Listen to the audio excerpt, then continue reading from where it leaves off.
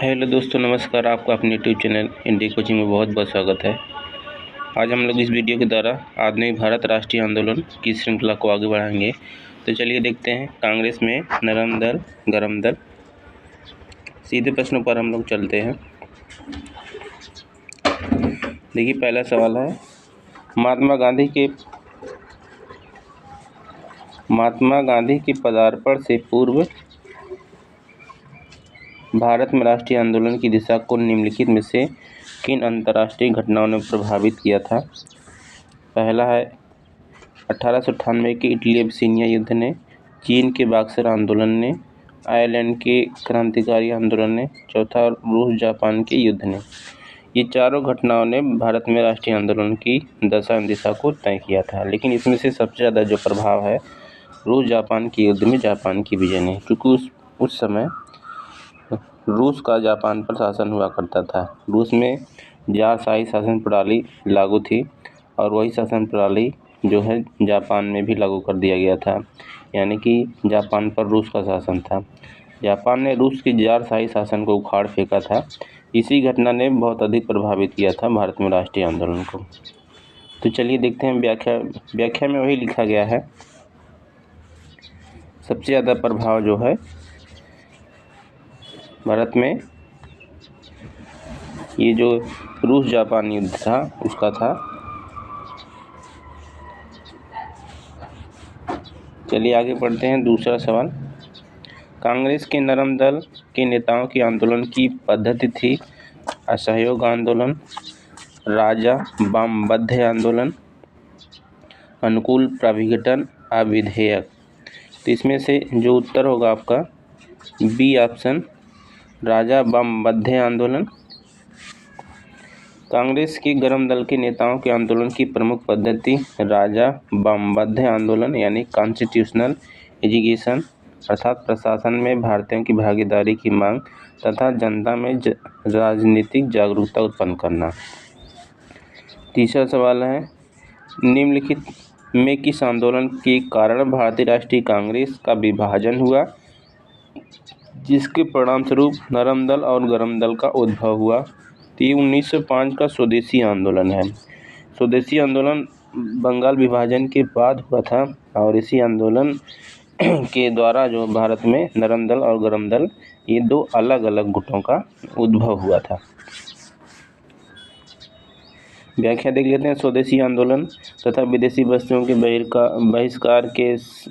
बहिष्कार से बंगाल के बाढ़ के प्रसार को लेकर कांग्रेस की उग्रपंथी तथा नरमपंथी धड़ों के मध्य मतभेद व्याप्त था।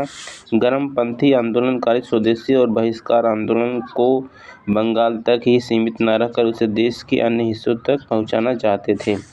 वे केवल विदेशी माल के बहिष्कार से ही संतुष्ट नहीं थे, बल्कि वे चाहते थे अंग्रेजी हुकूमत को किसी भी तरह का सहयोग न दिया जाए। अगला सवाल है, अधिकतर नरमपंथी नेता थे, यानी कि जो गरम दल के नेता थे कांग्रेस में, वे किस क्षेत्र से संबंधित थे? तो ग्रामीण क्षेत्रों से, शहरी क्षेत्रों से, ग्रामीण एवं शहरी दोनों क्षेत्रों से, पंजाब क्षेत्र से। तो ये ज़्यादातर शहरी क्षेत्रों से थे। इसमें पढ़े लिखे शिक्षित लोग ज़्यादा थे, जैसे वकील, डॉक्टर, पत्रकार, ये ज़्यादा लोग थे। उदारवादी राजनीति या राजनीतिक भिक्षावृत्ति के युग में अधिकांश नरमपंथी नेता जैसे दादा भाई नौरोजी, फिरोज शाह मेहता, दिनसा वाचा, बेमेश चंद्र बनर्जी, सुरेंद्र नाथ बनर्जी आदि शहरी क्षेत्रों से संबद्ध थे। इस काल में कांग्रेस पर समृद्धशाली मध्यवर्गीय बुद्धिजीवियों का, जिनमें वकील, डॉक्टर, इंजीनियर, पत्रकार एवं साहित्यिक व्यक्ति सम्मिलित थे, का अधिकार था। उपाधियां और बड़े बड़े पद इन लोगों के लिए आकर्षण रखते थे। कांग्रेस में आने वाले ये प्रतिनिधि बड़े बड़े नगरों से आते थे, जनसाधारण से इनका कोई संपर्क नहीं था। अगला सवाल है, निम्नलिखित में से किसने 1904 से लगातार भारत को स्वशासन देने पर बल दिया? तो ये दादा भाई नौरोजी थे। दादा भाई नौरोजी ने भारत के लिए स्वशासन और स्वराज की मांग वर्ष 1904 में इंटरनेशनल सोशलिस्ट कांग्रेस में पहली बार रखी थी। वर्ष 1905 में कांग्रेस के बनारस अधिवेशन के अपने संदेश में भी स्वशासन की बात कही थी। वर्ष 1906 के कांग्रेस अधिवेशन में अध्यक्षीय भाषण में स्वराज की मांग रखी गई थी। देखिए 1905 का जो कांग्रेस का अधिवेशन हुआ था वो बनारस में हुआ था, जो उसके अध्यक्ष थे गोपाल कृष्ण गोखले थे। उसके अगले वर्ष जो 1906 में कांग्रेस का अधिवेशन हुआ था वो कलकत्ता में हुआ था, उसमें अध्यक्ष थे दादा भाई नौरोजी, और वहीं पर अध्यक्षीय भाषण में इन्होंने स्वराज की मांग रखी थी 1906 में। छठवां सवाल है, निम्नलिखित में से कौन उग्रपंथी नहीं था? तो आप जानते हैं उग्रपंथी नेता प्रमुख 4 थे, लाल बाल पाल और अरविंद घोष। तो इसमें से देखिए बाल गंगाधर तिलक, मदन लाल, ऊधम सिंह, गोपाल कृष्ण गोखले, ये जो थे ये उग्रपंथी नहीं थे, ये नरमपंथी दल के नेता थे। गोपाल कृष्ण गोखले के साथ साथ दादा भाई नौरोजी, दिनसा वाचा, मदन मोहन मालवीय, ये जैसे नेता जो है नरमपंथी गुट के नेता थे। वही इसमें व्याख्या में लिखा गया है, गोपाल कृष्ण गोखले उदारवादी खेमे से संबद्ध थे। वह समभाव और मृद न्यायप्रियता में विश्वास करते थे। उन्हें पूर्ण विश्वास था कि देश का पुनरुद्धार उत्तेजना के बाउंड्रों में नहीं हो सकता है। वे साधन और साध्य दोनों की पवित्रता में विश्वास करते थे। इनमें से कौन उग्र राष्ट्रवाद के उल्लेखनीय नेताओं में से नहीं था? उग्र राष्ट्रवाद मतलब जो उग्र स्वभाव के नेताओं में से कौन नहीं था? तो देखिए गोपाल कृष्ण गोखले का नाम पहले ही आ गया है। ये जो है कांग्रेस के उन नेताओं में थे जो ये चाहते थे कि विरोध प्रदर्शन ना हो, आंदोलन ना हो, शांति भावना से काम हो। बिपिन चंद्र पाल, लोकमान्य तिलक, लाला लाजपत राय, ये आपके लाल बाल पाल हो गए।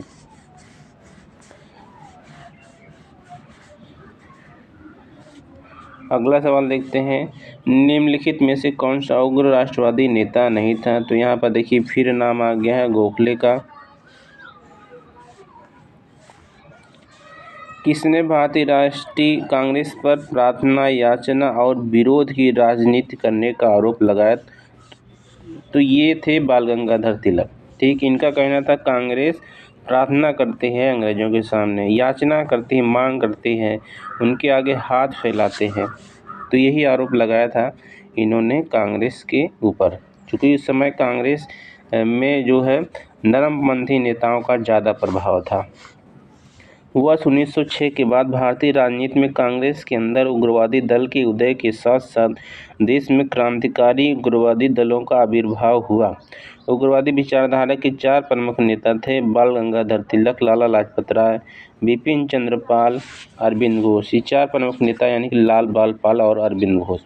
इन नेताओं ने स्वराज प्राप्ति को ही अपना लक्ष्य बनाया। उन्हें उदारवादी नेताओं की तरह संवैधानिक दायरे के अंदर अपनी मांगें मनवाने विश्वास नहीं था। तिलक ने कहा, हमारा उद्देश्य आत्मनिर्भरता है, भिक्षावृत्ति नहीं। उन्होंने कांग्रेस पर प्रार्थना, याचना और विरोध की राजनीति करने का आरोप लगाया। अगला, किसने भारतीय राष्ट्रीय कांग्रेस के विरुद्ध अनुनय, विनय और विरोध की राजनीति का दोष लगाया? तो फिर से वही आ जाएगा, यानी बाल गंगाधर तिलक। कांग्रेस की प्रार्थना और याचना की नीति अंततोगत्वा समाप्त हो गई। कब समाप्त हो गई? तो ये बाल गंगाधर तिलक के नेतृत्व में, क्योंकि उस समय उग्रवादी नेताओं में सबसे प्रभावी नेता बाल गंगाधर तिलक ही थे।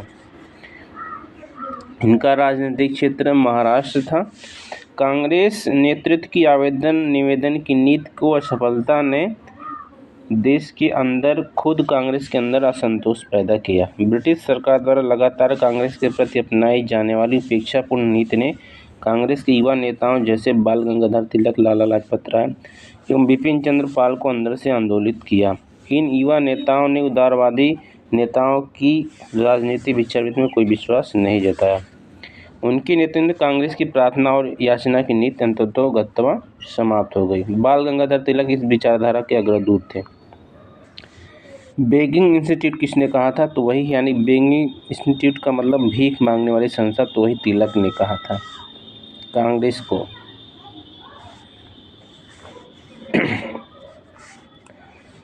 भारतीय राष्ट्रीय आंदोलन गर्मपंथियों के प्रभावाधीन आया। कब आया? तो ये आता है बंगाल विभाजन के बाद, जब स्वदेशी आंदोलन प्रारंभ होता है उसके बाद 1906 से जो है मुख्य रूप से जो आंदोलन है वो चरमपंथियों के हाथ में आ जाता है, उन्हीं का ज़्यादा प्रभाव रहता है। कांग्रेस की स्थापना से लेकर बंगाल विभाजन तक 1905 यानी कि 1885 से लेकर 1905 तक का जो समय रहता है वो नरम पंथियों का समय रहता है। कांग्रेस में ज़्यादा प्रभाव इन्हीं का होता है, लेकिन 1906 से स्थिति बदल जाती है और 1906 से लेकर या कहेंगे 1905 से ही लेकर के गांधी जी के आने तक जो है ये प्रभाव रहता है क्रांतिकारी नेताओं का, यानी कि चरमपंथी नेताओं का, लाल बाल अरविंद घोष और भी कई क्रांतिकारी नेताओं का।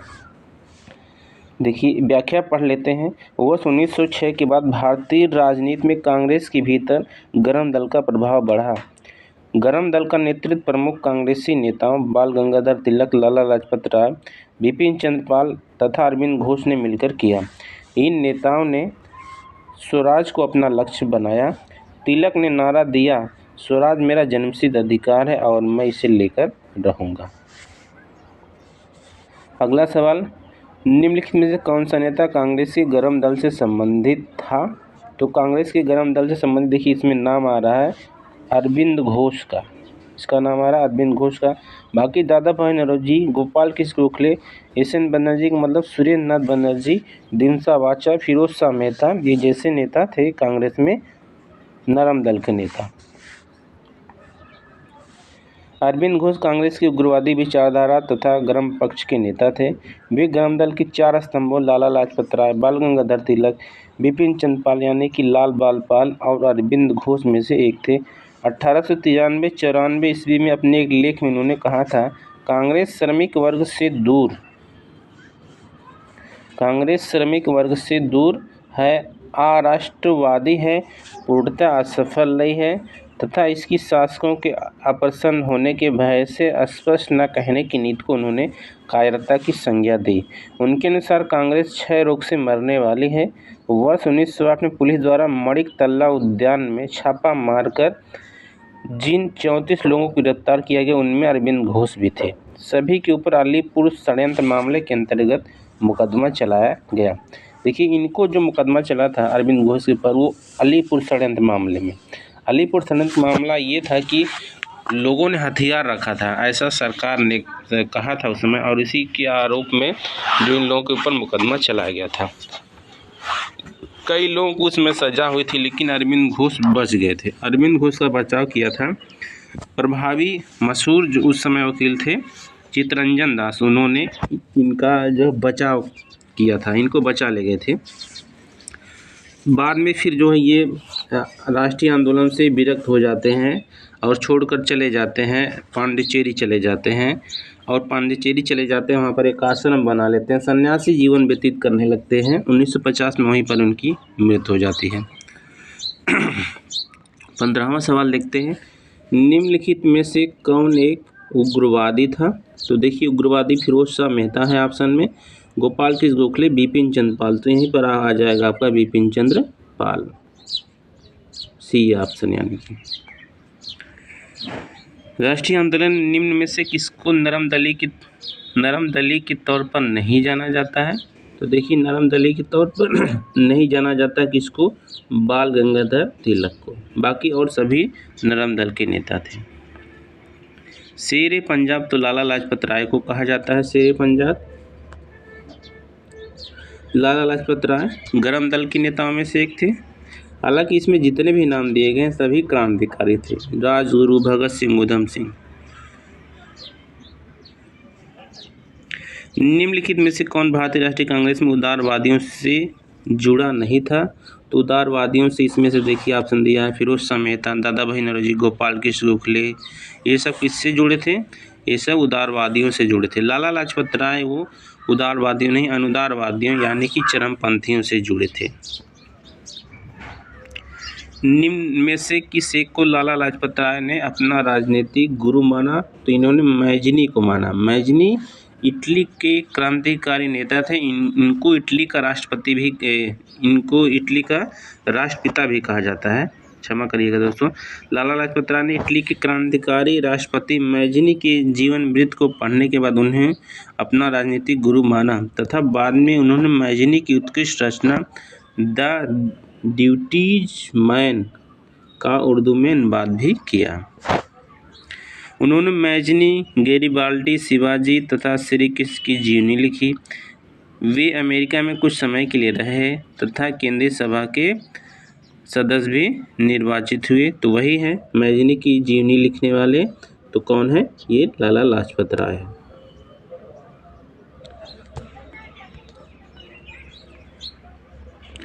पंजाब केसरी के नाम से प्रसिद्ध भारतीय स्वतंत्रता सेनानी लाला लाजपत राय वर्ष 1907 में 6 माह के निर्वासन के दौरान कुछ समय के लिए अमेरिका में रहे और प्रथम विश्व युद्ध के दौरान वापस लौटे। राजनीतिक के साथ साथ वह ओजस्वी लेखक भी थे। उन्होंने भगवान श्री कृष्ण, शिवाजी, स्वामी दयानंद सरस्वती, मैजनी, गैरिबाल्डी की संक्षिप्त जीवनियाँ भी लिखी। उनकी देखिए प्रसिद्ध पुस्तक है अनहैप्पी इंडिया। ये पूछा जाता है कई बार, अनहैप्पी इंडिया किसकी प्रसिद्ध पुस्तक है? तो लाला लाजपत राय। एक और उनकी पुस्तक देखिए the story of my deportation. ये 2 किताबें हैं, इनको याद रखिएगा। निम्न में से कौन मध्य मार्गी नहीं था? तो मध्य मार्गी नहीं थे कौन? ये बाल गंगाधर तिलक। बाकी और सभी कैसे थे? चरमपंथी नेताओं में से थे। ये बाल गंगाधर तिलक जो है चरमपंथी नेताओं में से थे। कांग्रेस की प्रारंभिक उदारवादी अथवा मध्य मार्गी नीतियों से नव राष्ट्रवादियों के रूप में प्रसिद्ध लाल बाल पाल का मोह भंग हो गया।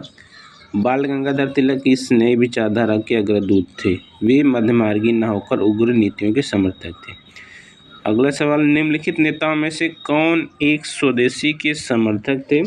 तो इसमें से स्वदेशी जो आंदोलन चला गया था, प्रमुख उस समय नेताओं में जो गरम दल के नेता थे उन्हीं के द्वारा चला गया था। तो देखिए इसमें गरम दल के नेता केवल आ रहे हैं अरविंद घोष। बाकी दादा भाई नौरोजी जो सी ऑप्शन है आपका, फिरोज शाह मेहता, जिनसाबाजी, ये सब उदारवादी नेताओं में से थे। इन लोगों का बहुत अधिक योगदान नहीं था स्वदेशी आंदोलन। स्वदेशी आंदोलन कब चला गया था? 1905 में बंगाल विभाजन के विरोध में चला गया था। एक नाम और यहाँ पर आ रहा देखिए सुभाष चंद्र बोस। सुभाष चंद्र बोस उस समय राजनीति में नहीं आए थे, उस समय ये अध्ययन ही कर रहे थे।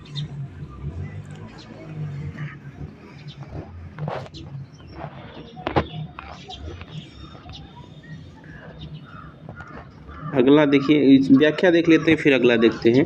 बंगाल के विभाजन के विरोध में चलाए गए स्वदेशी आंदोलन के अरविंद घोष प्रमुख नेता थे। इस आंदोलन के अन्य प्रमुख नेता लाला लाजपत राय पंजाब से थे, बाल गंगाधर तिलक महाराष्ट्र तथा बिपिन चंद्र पाल बंगाल से थे। तिलक को कहा जाता है भारतीय शांति का जनक। देखिए यहाँ पर आ भी गया सवाल, निम्न में से किसे भारतीय शांति के जनक के रूप में जाना जाता है? तो ये लोकमान्य तिलक को जाना जाता है। और ये जो कहने वाला जो एक अंग्रेज था, उसका नाम था वैलेंटाइन सिरोल, उसने तिलक को बताया था भारतीय शांति का जनक। और उस अंग्रेज पर ये मुकदमा करने के लिए, मानहानि का मुकदमा करने के लिए इंग्लैंड भी गए थे। उन्होंने मानहानि का मुकदमा भी किया, लड़े भी, लेकिन जीत नहीं हासिल हो पाई, लेकिन इसका सकारात्मक प्रभाव पड़ा था। तिलक सेवा और बलिदान विश्वास करते थे। उनमें सरकार की सत्ता को चुनौती देने का साहस था। यह उन्हीं के प्रयत्नों का परिणाम था कि कांग्रेस सरकार की प्रशंसा करने वाली संस्था से बदलकर सरकार की आलोचक संस्था बन गई। एंग्लो इंडियन नौकरशाही उन्हें विद्रोही समझती थी। सर वैलेंटाइन सिरोल ने उन्हें भारत में शांति का जनक कहा था। तिलक सिरोल पर मानहानि का मुकदमा चलाने के उद्देश्य से इंग्लैंड गए थे, यद्यपि मुकदमा हार गए, किंतु इसका उचित प्रभाव पड़ा। बाल गंगाधर तिलक को अशांति का जनक किसने कहा था? तो वही है वैलेंटाइन सिरोल ने कहा था। किसने कहा था तिलक भारतीय शांति के जनक है? तो किसने कहा था? वी सिरोल, यानी कि वैलेंटाइन सिरोल ने। फिर देखिए आ गया सवाल, वही रिपीट कर रहा है। निम्नलिखित में से किसे भारतीय शांति का जनक कहा गया है? तो बीजी तिलक का मतलब बाल गंगाधर तिलक। बीजी तिलक को सजा के पश्चात निम्नलिखित में से किसने दया की वकालत की थी और कहा था संस्कृत के एक विद्वान के रूप में तिलक में मेरी दिलचस्पी है? जब बाल गंगाधर तिलक को सजा हुई थी 1908 में, ठीक है। उनके समाचार पत्र था केसरी, और उस केसरी समाचार पत्र में अंग्रेजों के खिलाफ यानी सरकार के खिलाफ खूब लिखते थे, और इसी वजह से सरकार नाराज होकर इनके ऊपर मुकदमा कर दी थी, देशद्रोह का मुकदमा किया था, और उसमें तिलक को सजा हुई थी 1908 में 6 वर्ष की सजा। और जब सजा हुई तब उसके बाद यहाँ पर मैक्स मुलर ने कहा था कि संस्कृत के विद्वान के रूप में तिलक में मेरी दिलचस्पी है, और उसने दया की वकालत किया था उसका। चलिए देख लेते हैं। तो ये देखिए मैक्स मुलर ने कहा था ऐसा। बाल गंगाधर तिलक को सजा सुनाए जाने के पश्चात प्रसिद्ध विद्वान मैक्स मुलर ने दया की वकालत करते हुए कहा था कि संस्कृत के विद्वान के रूप में तिलक में मेरी दिलचस्पी है। बाल गंगाधर तिलक लोकमान्य तिलक के नाम से जाना जाने लगे। ठीक है, कब जाना जाने लगे? वे एक लोकप्रिय शिक्षक बने। उन्होंने एक लोकप्रिय अखबार शुरू किया। सरकार ने उन्हें रैंड मर्डर केस में अभियुक्त बनाया। उन्होंने शिवाजी एवं गणपति उत्सव शुरू कराया। उपयुक्त में से कोई नहीं या उपयुक्त में से एक से अधिक। तो देखिए, जब उनको तिलक कहा जाने लगा, ऐसे कोई विशेष घटना नहीं थी कि उस घटना के बाद ही उनको तिलक कहा जाने लगा। उनका राष्ट्रीय आंदोलन में योगदान है। राष्ट्रवाद के रूप में एक प्रभावी नेता थे, महत्वपूर्ण प्रभावी नेता थे जो राष्ट्रवाद की विचारधारा को लेकर चलते थे। तो इन सब की घटनाओं को मिला जुला रूप कह सकते हैं कि तिलक को ये जो उपाधि दी गई थी, लोकमान्य की उपाधि।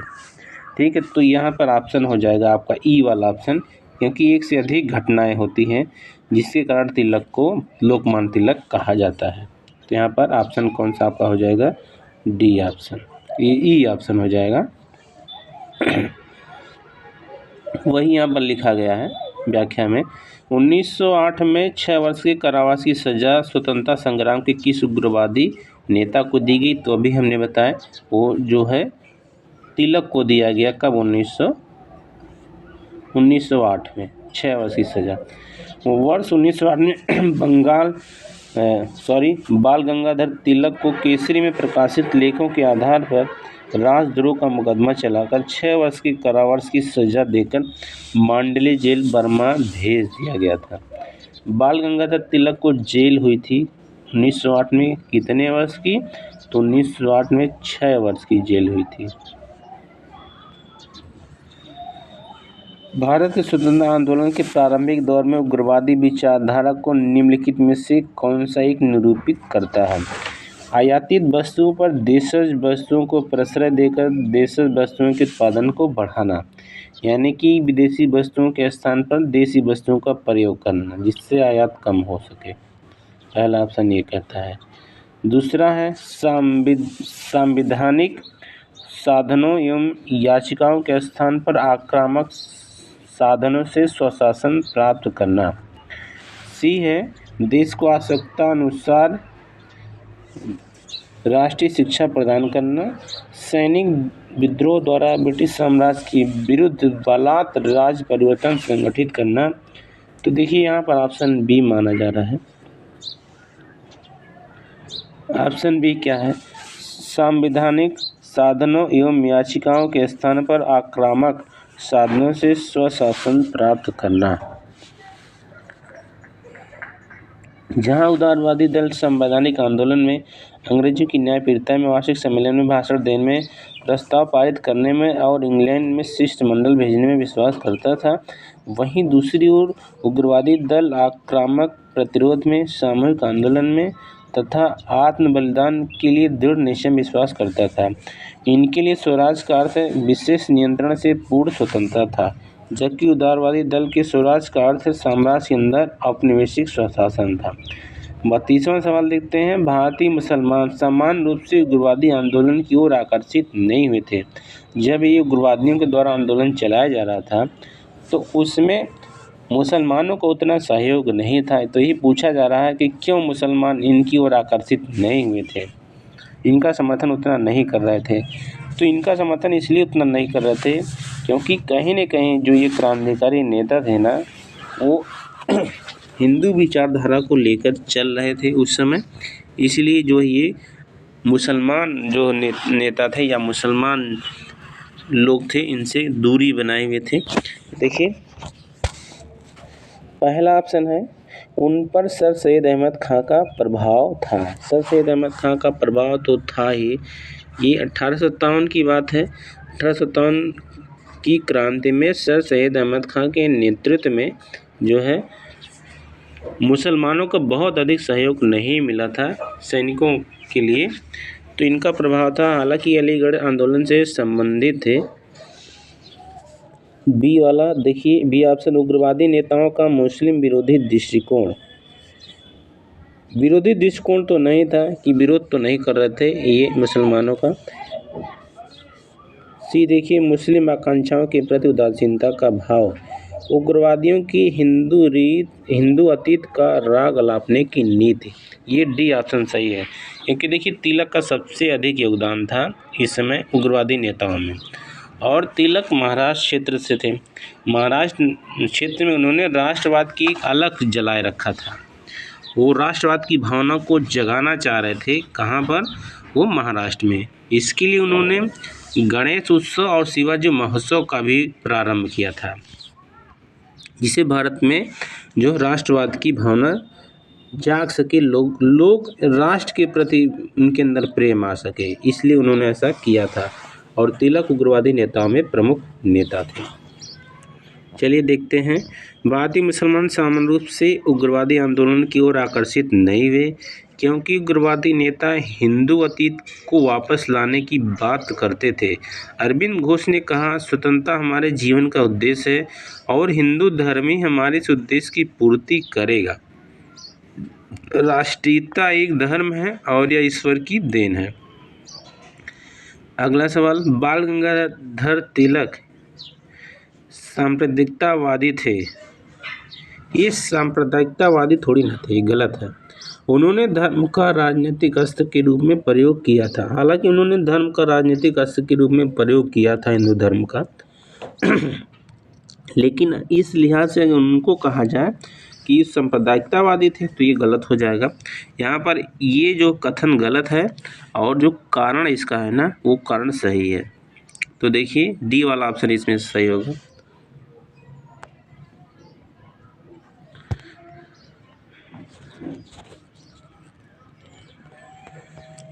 प्रश्नगत कथन और कारण ये गलत है, किंतु आर सही है। तिलक सांप्रदायिकतावादी नहीं थे।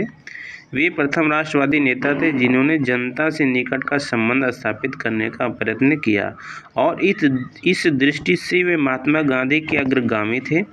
इस उद्देश्य से उन्होंने अखाड़े, लाठी, क्लब, गोहत्या सभाएं स्थापित की। उन्होंने अखाड़े, लाठी, क्लब और गोहत्या विरोधी सभाएं स्थापित की। देखिए आगे सवाल पूछा भी गया है, अखाड़े, लाठी, क्लब की स्थापना किन्होंने किया था? तो इन्होंने किया था। उन्होंने महाराष्ट्र में शिवाजी महोत्सव और गणपति पर्व आरंभ किए ताकि जनता में राष्ट्र सेवा की भावना जागे। ये भी पूछा है, शिवाजी महोत्सव और गणपति पर्व किन्होंने प्रारंभ किया था? इस प्रकार उन्होंने धर्म का राजनीतिक अस्त्र के रूप में प्रयोग किया, किंतु इसका उद्देश्य सांप्रदायिकतावादी नहीं बल्कि जन जागरण था। 34वां सवाल, महाराष्ट्र में गणपति पर्व का श्री गणेश किया था? तो किया था बीजी तिलक यानी कि बाल गंगाधर तिलक ने। निम्नलिखित में से किसने महाराष्ट्र के गणपति उत्सव का ऐसा कायाकल्प किया कि वह राष्ट्रीय उत्सव हो गया और उसका स्वरूप राजनीतिक हो गया? तो ये है बाल गंगाधर तिलक, यानी कि यहाँ पर भी डी ऑप्शन हो जाएगा आपका। महात्मा गांधी के साथ निम्न मुसलमानों में से किसने बाल गंगाधर तिलक की अर्थी उठाई? इस प्रकार से सवाल पीसीएस में पूछे जाते हैं। अजीब तरीके से तथ्यात्मक सवाल पूछे जाते हैं।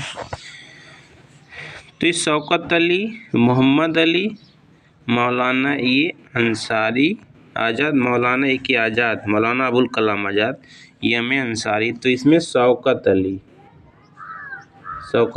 इन्होंने जो है आरती उठाई थी, यानी कि कंधा उठाया था महात्मा गांधी के साथ। देखिए बाल गंगाधर तिलक की मृत्यु जो है 1 अगस्त 1920 को हो जाती है और इसी दिन महात्मा गांधी आंदोलन शुरू करने वाले थे, असहयोग आंदोलन। असहयोग आंदोलन के प्रारंभ में ही पहले ही दिन बाल गंगाधर तिलक की मृत्यु हो जाती है। तो वहीं पर पूछा है कि इनकी अर्थी को कंधा दिया था किन्होंने? तो उसमें से नाम एक आ रहा है शौकत अली थे, महात्मा गांधी थे, देखिए, और इसमें सैफुद्दीन किचलू। यहाँ पर व्याख्या में देखिए, बाल गंगाधर तिलक की 1 अगस्त 1920 को हुई मृत्यु के बाद उनकी अर्थी को महात्मा गांधी के साथ मौलाना शौकत अली, डॉक्टर सैफुद्दीन किचलू ने उठाया था। मौलाना हसरत मोहानी ने उस समय शोक गीत पढ़ा था। देखिए, अब फिर कभी सवाल पूछ सकता है कि उस समय शोक गीत किन्होंने पढ़ा था, तो मौलाना हसरत मोहानी ने।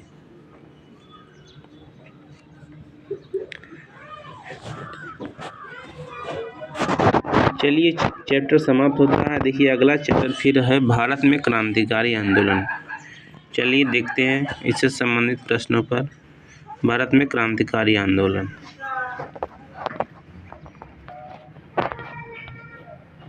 सीधे प्रश्नों पर हम लोग चलते हैं।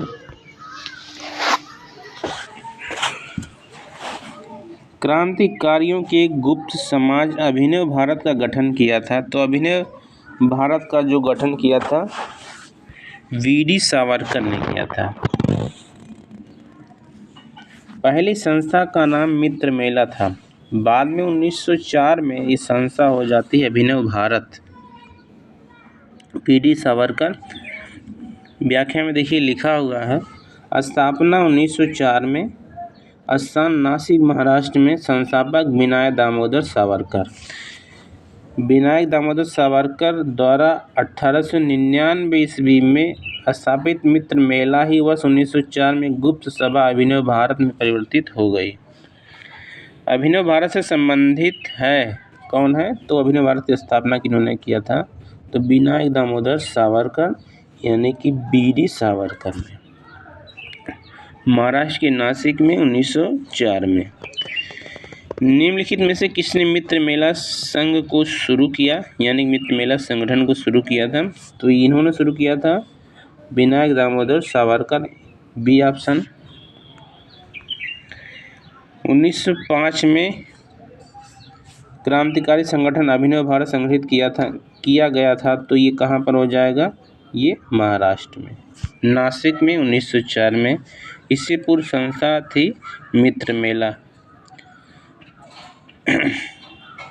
अगला सवाल है, निम्नलिखित में से किसने क्रांतिकारियों के संगठन अभिनव भारत को संगठित किया? तो ये करने वाले कौन थे? विनायक दामोदर सावरकर। वीडी सावरकर द्वारा स्थापित गुप्त संगठन था। वीडी सावरकर द्वारा स्थापित गुप्त संगठन, तो ये हो जाएगा फिर आपका अभिनव भारत, 1904 में, नासिक। अभिनव भारत नामक अंग्रेज विरोधी संगठन की स्थापना की थी। तो किन्होंने किया था? फिर वही ऑप्शन आ गया, वीडी सावरकर। देख रहे हैं कितनी बार सवाल रिपीट हुआ है यूपीपीसीएस। अब देखिए अगला है 8वां सवाल, महत्वपूर्ण सवाल है ये। निम्नलिखित कथनों में से कौन सा या कौन से कथन वीडी सावरकर के बारे में सही है?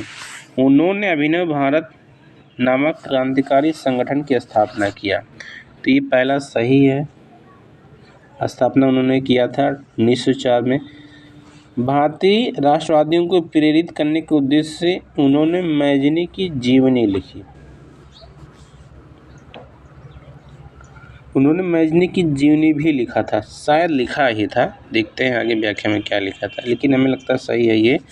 उन्होंने भारत का स्वतंत्रता संग्राम 1857 नामक पुस्तक लिखी।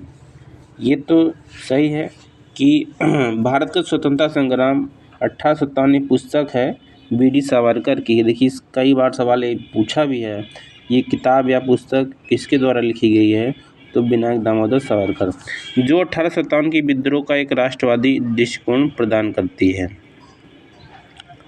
ब्रिटिश कैद से मुक्त होने के लिए वे एक चलते जहाज से कूद पड़े। ब्रिटिश कैद से मुक्त होने के लिए एक चलते जहाज से कूद पड़े। तो चलिए देखते हैं क्या है उत्तर में, क्या माना गया है। उत्तर में देखिए ये माना गया है, यानी कि सभी कथन सही हैं। विनायक दामोदर सावरकर तथा गणेश सावरकर, ये दोनों भाई थे, ने मित्र मेला नामक संगठन शुरू किया।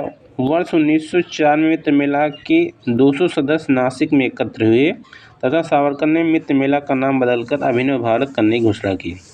सावरकर ने 28 सितंबर 1906 को मैगनी की जीवनी को पूरा किया। उन्होंने भारत का स्वतंत्रता संग्राम 1857 नामक पुस्तक लिखी। सावरकर को इंग्लैंड से भारत USS मौर्य नामक जहाज से लाया जा रहा था। जब 8 जुलाई 1910 को जहाज मॉरिशस बंदरगाह पहुंचा तो ब्रिटिश कैद से मुक्त होने के लिए वह चलते जहाज से कूद पड़े, परंतु सावरकर पुनः गिरफ्तार कर लिए गए। हेडगेवार ने किस वर्ष राष्ट्रीय स्वयंसेवक संघ की स्थापना की? यही यानी कि RSS के बारे में पूछ रहा है। RSS की स्थापना हेडगेवार के द्वारा वर्ष 1925 में किया गया था और ये कहाँ पर किया गया था? नागपुर में किया गया था। चलिए देखते हैं। 27 सितंबर 1925 को केशव बलिराम हेडगेवार ने राष्ट्रीय स्वयंसेवक संघ की स्थापना की थी। इसका मुख्यालय नागपुर महाराष्ट्र में स्थित है। युगांतर पार्टी का नेतृत्व किया था। युगांतर पार्टी का नेतृत्व करने वाले थे जतीन्द्र नाथ मुखर्जी। जतीन्द्र मुखर्जी युगांतर पार्टी का नेतृत्व करने वाले थे। जतीन्द्र नाथ मुखर्जी 1879 से 1915 बंगाल के क्रांतिकारी थे। वे विवेकानंद और अरविंद घोष के निष्ठावान अनुयायी और युगांतर अनुशीलन समिति तथा गदर पार्टी सरीखी क्रांतिकारी समितियों के सक्रिय सदस्य थे। तो यहाँ पर 2-3 चीज़ें देखिए याद करने लायक हैं। पहला तो देखिए युगांतर का पूछ ही लिया है, का नेतृत्व करने वाले कौन थे? जतीन्द्र नाथ मुखर्जी, इनको बाघा मुखर्जी भी कहा जाता है। और दूसरा देखिए यहाँ पर और याद कर सकते हैं अनुशीलन समिति। अनुशीलन समिति के भी सदस्य थे, सक्रिय सदस्य, और गदर पार्टी के भी सदस्य थे। तो यहाँ पूछ सकता है कभी। ये बाघा जतीन के नाम से जाने जाते थे, उनको बाघा जतीन कहा जाता था। वह कौन थे जिन्होंने अनुशीलन समिति की स्थापना की? तो अनुशीलन समिति की स्थापना करने वाले थे P मित्र। हालांकि बारेंद्र घोष बाद में जो है इसके सक्रिय सदस्य बन जाते हैं। तो चलिए देखते हैं। व्याख्या में देखिए लिखा है अनुशीलन समिति। अनुशीलन समिति 1902 में सबसे पहले जो इसकी स्थापना हुई ज्ञानेन्द्र नाथ बसु के द्वारा। कब? 1902 में। ढाका में स्थापना 1906 में। ठीक है। पुलिन बिहारी दास सर्वाधिक संगठित, सबसे ज़्यादा संगठित करने वाले कौन थे? पुलिन। 1902 में देखिए अब 3 इसकी शाखाएं मिदनापुर, ढाका, कलकत्ता। अब कलकत्ता में देखिए, कलकत्ता में एक है सतीश चंद्र बसु, शेखर बंदोपाध्याय की पुस्तक। अब उसके बाद देखिए P मित्र का मतलब यहाँ पर देखिए दे दिया है प्रमथनाथ मित्र, इसके अध्यक्ष थे। जतीन्द्र नाथ बनर्जी बाघा जतीन और बारेंद्र नाथ घोष। ठीक है। तो यहाँ पर देखिए P मित्र के बाद जो नाम आएगा जतीन्द्र नाथ का आएगा। अगर P मित्र ऑप्शन में नहीं रहेगा तो जतीन्द्र नाथ बनर्जी ऑप्शन यानी बाघा जतीन को आप लगाएंगे। बारेंद्र कुमार घोष के क्रियाकलापों ने एक गुप्त क्रांतिकारी संगठन को बंगाल में जन्म दिया। तो देखिए पहले आप P मित्र को लगाएंगे बंगाल में, पहले P मित्र को लगाएंगे। अगर P मित्र ऑप्शन में नहीं तो जतीन्द्र नाथ बनर्जी को लगाएंगे यानी बाघा जतीन को लगाएंगे।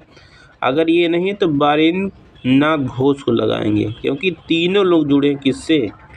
ये तीनों लोग अनुशीलन समिति से जुड़े हुए हैं। अध्यक्ष थे प्रमथनाथ मित्र यानी कि P मित्र, और बाद में ये दोनों लोग सदस्य सक्रिय सदस्य बन जाते हैं। तो देखिए इसमें ऑप्शन में देखिए P मित्र नहीं है। ठीक है। ये बारेंद्र कुमार घोष के बारे में पूछ रहा है, P मित्र नहीं है। तो बारेंद्र कुमार घोष किससे संबंधित थे? तो अनुशीलन समिति से संबंधित थे। बारेंद्र घोष किससे संबंधित थे? तो अनुशीलन समिति से संबंधित थे। अनुशीलन समिति थी नारी उत्थान के प्रति समर्पित, विधवा विवाह को प्रोत्साहित करने वाली, मजदूरों के कल्याण में रुचि रखने वाली एक क्रांतिकारी संगठन। तो ये है क्रांतिकारी संगठन।